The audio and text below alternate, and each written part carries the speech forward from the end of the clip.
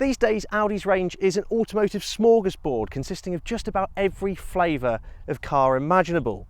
The A7 is quite a nice sleek delicacy on their menu, but today there's a new variant. This is the 55 TFSI E, a plug-in model.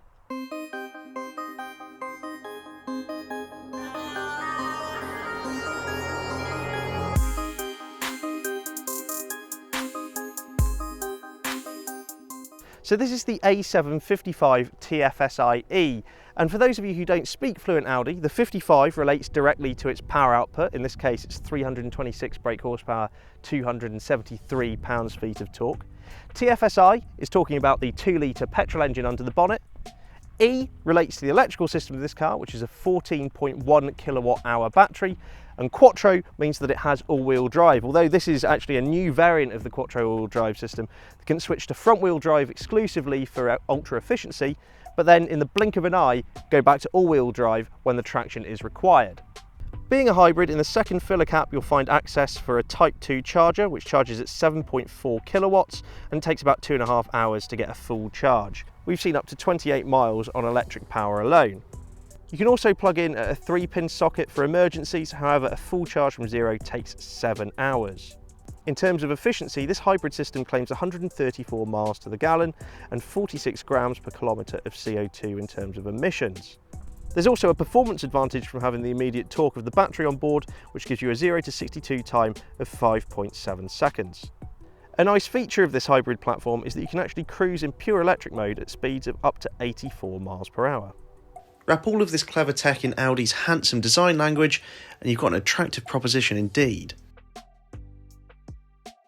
The interior of the A7 is as cosseting and plush as we've come to expect from all top-flight Audis these days. Everything you touch is a premium, rich, quality material, and there's a real air of luxury about the place.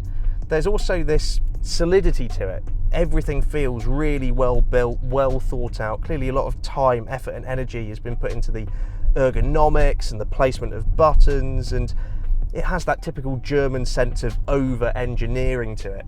And after a long day in the office, when you come in and you get into these really lovely supportive seats and you're surrounded by an interior that's clearly, you know, a cut above a lot of its competitors, it's a nice place to relax. I mean, it sounds too simple to simply say it feels expensive, but I think that's the best way to sum it up. You get into this car knowing that this is an expensive interior.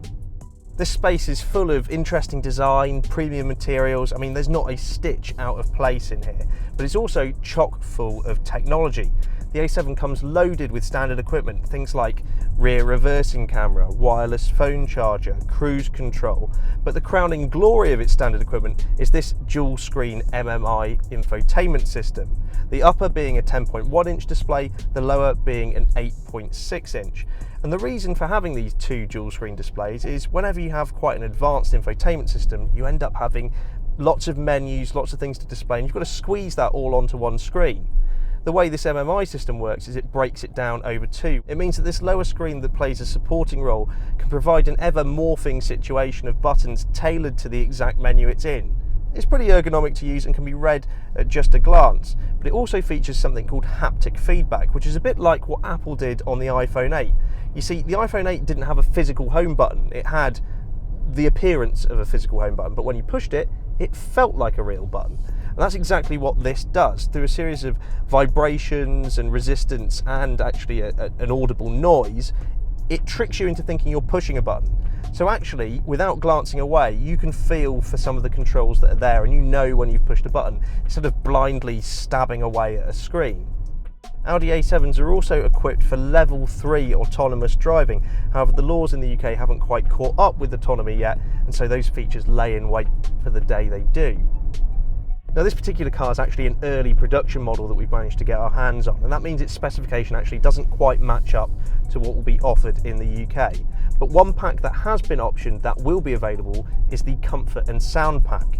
The sound element comes from the excellent B&O sound system that comes in here, really nice, rich audio quality.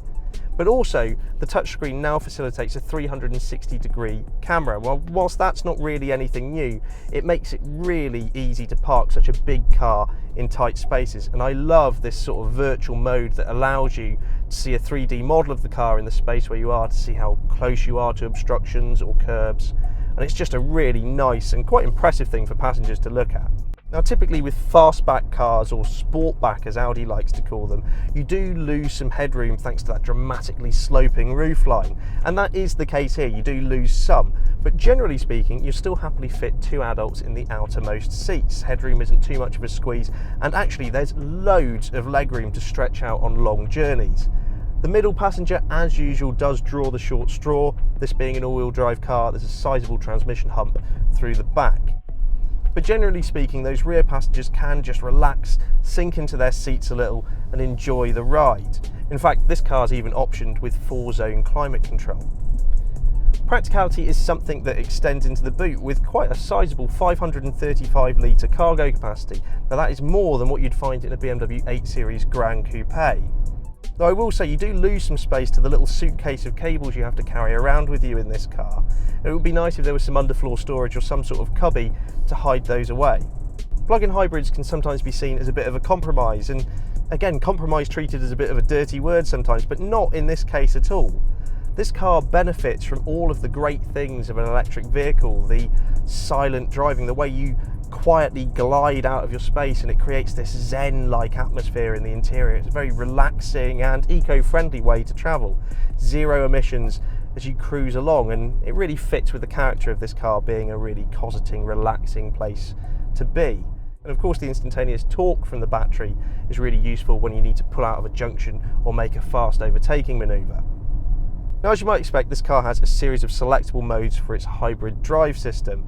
Things like a pure EV mode, a hybrid mode where obviously the petrol engine comes in and gives a helping hand, or of course a mode where you can save the battery for a later point in your journey. But the best thing to do is actually disregard all of that and just leave it to get on with it. In its automatic mode, it has such great situational awareness. It's continuously fed by things like traffic situation, your driving behaviour, even your GPS location. And it's much more clever than simply going, oh, you're in traffic, maybe you should be using electric right now. Because let's say you're on a motorway, you're using a combination of both electric and combustion power, and you come off the slip road, you're about to enter a town, the system goes, this is a densely populated area, let's go into EV. That way you're producing 0 emissions through populated areas. And I really think this is the future of sort of this hybrid plug-in notion, is that the car will make the decision, and the car has the intelligence to be able to go, right, okay, people live here, let's have no emissions here, and actually at a time on a motorway when you need a bit of grunt, start the engine, kick the engine in. And I just think that's really, really clever, and it's one of the most seamless systems I have ever come across. There's no perceptible jolt, the petrol engine is really quiet, so once you're already up and going and you've got a little bit of road noise in the background already, it's very hard to pick out when the engine kicks in and kicks out. And of course the aid of the electric power whenever you need to make an overtaking manoeuvre on the motorway is great as well.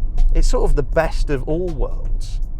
Driven with a bit of verve, this car displays all of the same confidence-inspiring traits as every other Quattro all-wheel drive Audi.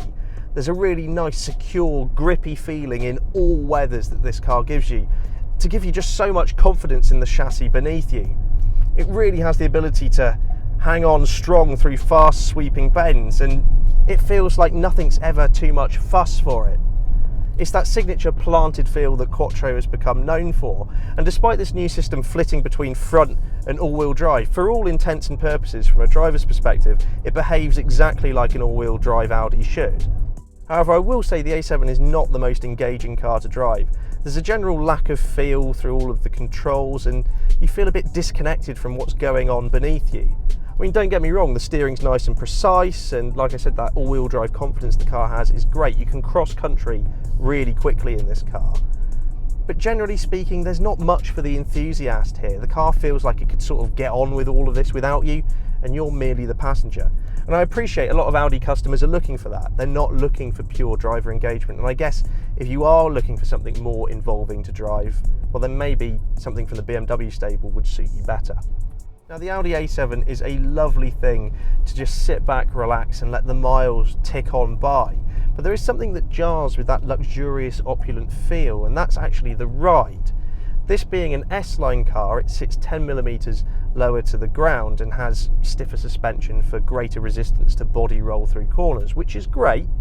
But actually, whenever you go over high frequency bumps or there's road imperfections ahead, it really does judder through the cabin much more than you'd perhaps like it to. And I think that's just a bit at odds with the character of the rest of the car, which is a bit of a shame. I really do think that this TFSI E is a really great all-round package, and in fact I think it might be my pick of the A7 range now. That drivetrain is just absolutely seamless, and I really do love the EV element of it, as well as the combustion that just gives you the confidence that you're going to get to where you need to go, regardless of broken chargers and the infrastructure for EVs that still needs a little bit of work in the UK. The Audi A7 is something of a road-going business jet, and this plug-in model, it allows you to enjoy that in the most efficient way possible thus far. Head to YesAuto.com for the latest car news and reviews, and don't forget to check us out on social media. We're in all the usual places such as Facebook, Twitter and Instagram. Simply search for YesAuto.